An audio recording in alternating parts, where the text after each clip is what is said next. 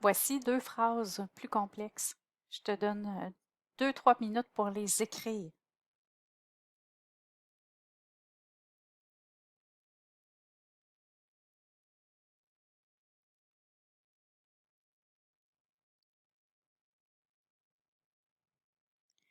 Évidemment, moi, je vais poursuivre. Tu pourrais faire pause si tu veux, là, le temps de terminer, de les prendre en note.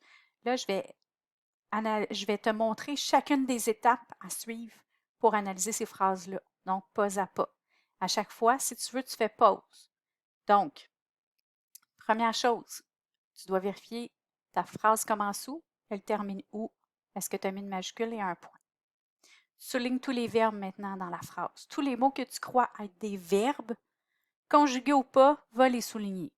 Donc, même si c'est un verbe à l'infinitif, un verbe au participe présent, au participe passé, tu peux les souligner.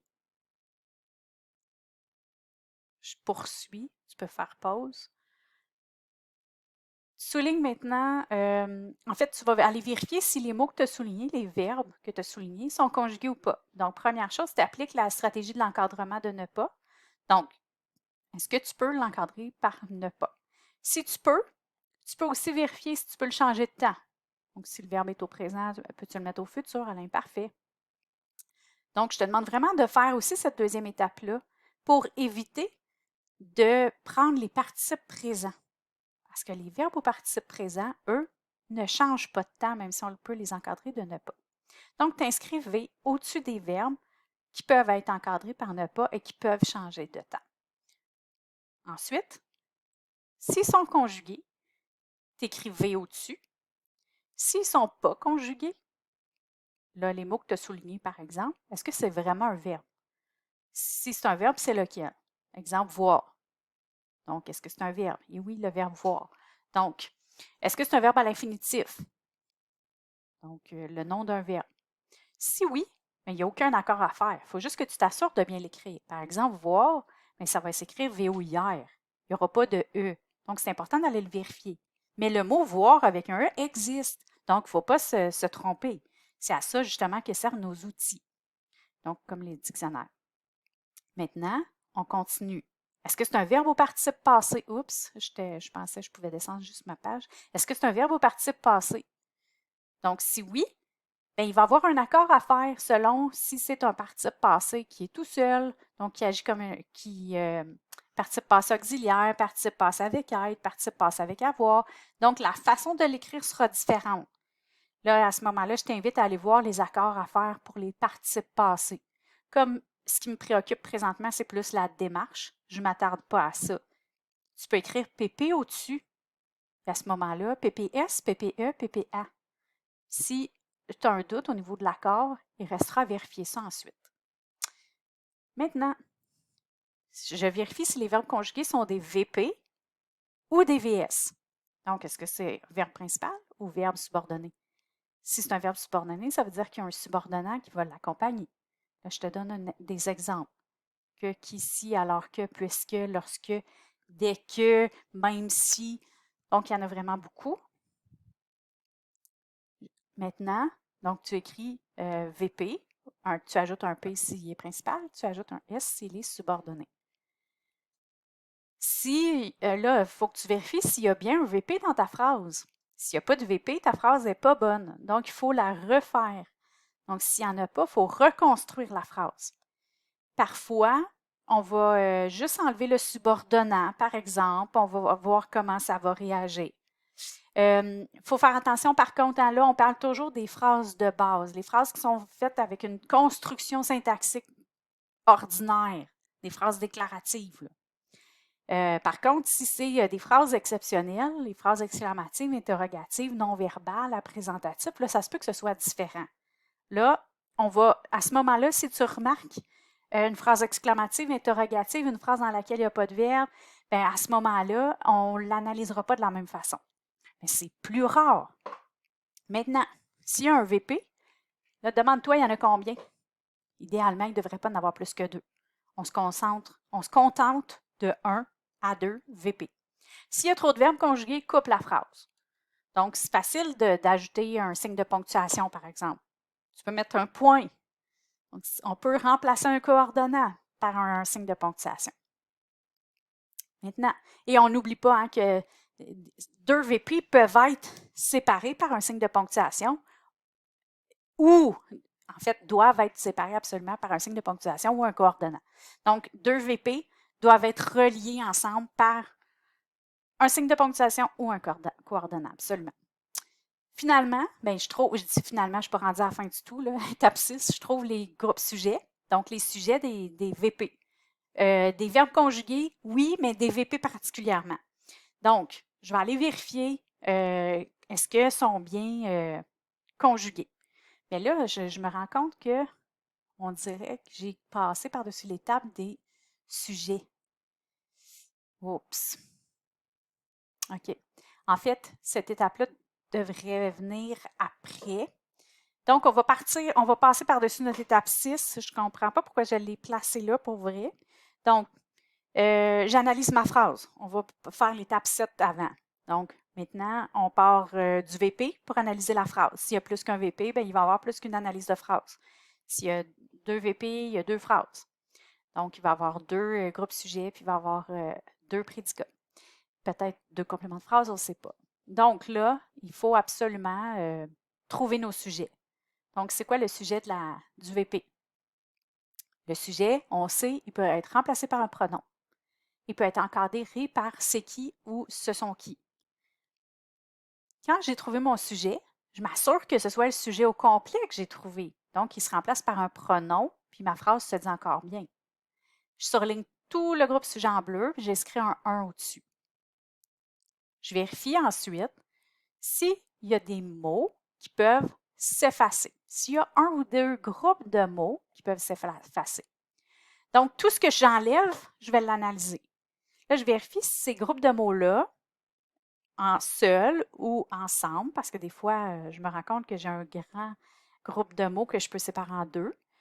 Est-ce que je peux les enlever, les supprimer de la phrase? Est-ce que je peux les déplacer?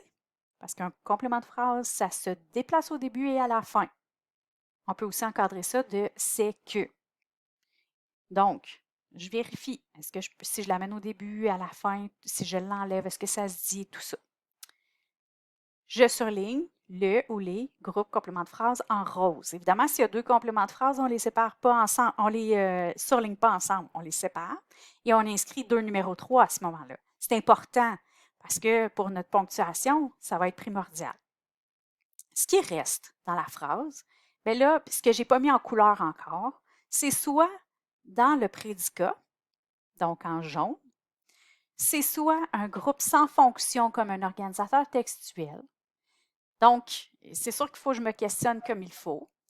Puis, je vais surligner en jaune tout, en fait, je ne sais pas, j'ai écrit tout le VP et tout le GV, bien, c'est le verbe principal puis ses compléments, dans le fond. Donc, le prédicat au complet va être le groupe verbe. J'inscris 2 au-dessus. Donc, ça va toujours. Je continue. Maintenant, ben là, je vérifie la ponctuation. On reviendra à l'accord du verbe ensuite. Donc, je vérifie la ponctuation. Est-ce que les éléments sont tous à leur place? Est-ce que mon groupe sujet, c'est bien le numéro 1 ou le premier élément? Est-ce qu'ensuite, c'est le prédicat numéro 2? Ensuite, est-ce que c'est le complément de phrase? Si tous les éléments sont à la bonne place, parfait, pas de virgule.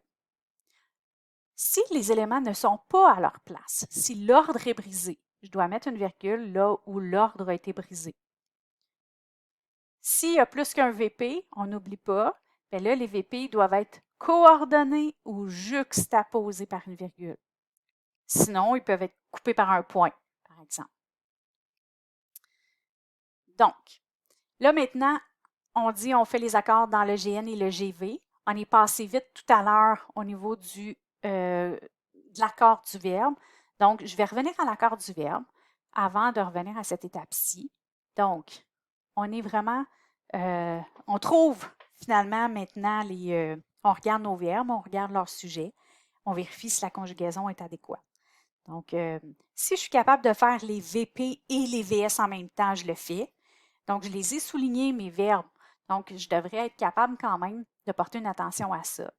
Je dois être certain que c'est vraiment écrit de la bonne façon, que c'est le bon verbe. Donc, si j'ai écrit tu as, bien, tu as, avec tu, ça va être AS, pas tu as avec juste un A. Donc, attention à ça. Même chose, je dois aller vérifier, est-ce que c'est un A que j'ai écrit? Il a. Est-ce que j'ai mis un accent? Il n'y a pas d'accent si c'est un verbe. Donc, si j'ai des doutes, s'il y a des choses comme ça qui me posent problème, je dois bien sûr aller vérifier. Puis finalement, je dois être sûre aussi que le verbe que j'écris correspond au verbe que je veux. Parce que parfois, c'est le son qui m'embête. Exemple, je l'avais ou je l'avais. Donc, c'est-tu je lavais mes fenêtres ou c'est je l'avais vu par la fenêtre? Donc, on voit qu'il y a une différence. Le L apostrophe, on peut l'enlever. Donc, j'avais à ce moment-là. Je faisais ou je faisais, faisais. Donc, même chose. Il y en a beaucoup qui se trompent là. Puis là, même ici, ce serait plutôt un E. Je faisais quasiment dans le verbe. En fait, non, écrit comme ça, ce serait comme ça. Le verbe fesser. Donc, on comprend. J'ai ou j'ai. Il faut que j'ai. Ça va être comme ça. Il est ou il est. Il est le verbe être ou il est le verbe avoir. Il était ou il avait. Donc, on a plein de questions à se poser. Oui, il faut vérifier l'accord, la conjugaison, la terminaison, mais il y a d'autres choses aussi à vérifier. Les terminaisons habituelles sont là. On ne voit pas le début, mais vous vous doutez bien évidemment de ce que c'est, là. Le fait que ce soit toujours la même chose. Donc, première personne du singulier, habituellement, bien, ça va être un S. Sauf, évidemment, aucun verbe en ER, ça va être un S. Ça va être sexé, c'est pour ça les décalé. Sexé, c'est mon mot de référence. Donc, S, E, pour les verbes en ER particulièrement. Certains autres modes aussi. Par exemple, le subjonctif, ça arrive. Le X, pouvoir, vouloir, valoir. AI, le verbe avoir. Le futur simple, on se trompe souvent. Au futur simple, il y en a qui m'écrivent AIS, c'est AI. Les verbes en ER au passé simple, avec je, cette année en quatrième secondaire, on va travailler ça. Ensuite, deuxième personne du singulier, ben on est c'est S ou c'est X. Troisième personne du singulier, on a le mot cadet qu'on peut se souvenir. Le C, ça n'arrive pas très souvent. Le A, quand on l'entend. Donc, on va vraiment porter une attention à ça. Le D, dans certains cas. Dans la plupart des cas, ça va être un E ou un T. Première personne du pluriel, donc avec nous, par exemple, c'est ONS la plupart du temps, ES parfois. Deuxième personne du pluriel, EZ la plupart du temps, EZ ou ES, donc vous êtes ES. Et la troisième personne du pluriel, avec un il au pluriel par exemple, c'est ENT ou ONT. Donc c'est important de bien savoir ça. Puis finalement, bien là, il nous reste vraiment à regarder les accords dans les GN et le nom, le déterminant, l'adjectif, à aller voir tout ça. Vérifier aussi les mots homophones. Tantôt, j'en ai parlé un petit peu dans les verbes, mais être sûr, est-ce que c'est la bonne classe de mots, le mot que je veux utiliser? Est-ce que cette classe de mots-là est écrite comme ça? Tantôt, je parlais du accent, pas d'accent. Donc, je dois être sûre de mon coup. Si je ne suis pas sûre, je peux aller voir, je peux utiliser le document de discrimination pour des classes de mots. Et évidemment, le dictionnaire. Le dictionnaire, c'est pas parce que c'est écrit un mot que c'est nécessairement celui-là que je dois utiliser. Donc, attention à ça. L'important, c'est vraiment d'y aller avec... il faut y aller avec une logique et une démarche. C'est important. Donc, c'est pas le par cœur. Des fois, le par cœur ne nous aide pas tout le temps.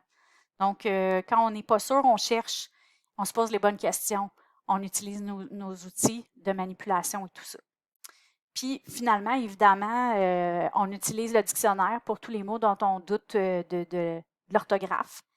On vérifie si nos mots sont bien, notre phrase a bien du sens. Puis, on va aussi aller voir la ponctuation plus précise. Donc, j'en ai parlé dans certaines vidéos. Les virgules, il faut aller les analyser un petit peu plus. Donc, prenez le temps de bien utiliser cette démarche-là dans vos 2 phrases que vous avez écrites et on regarde ça en classe.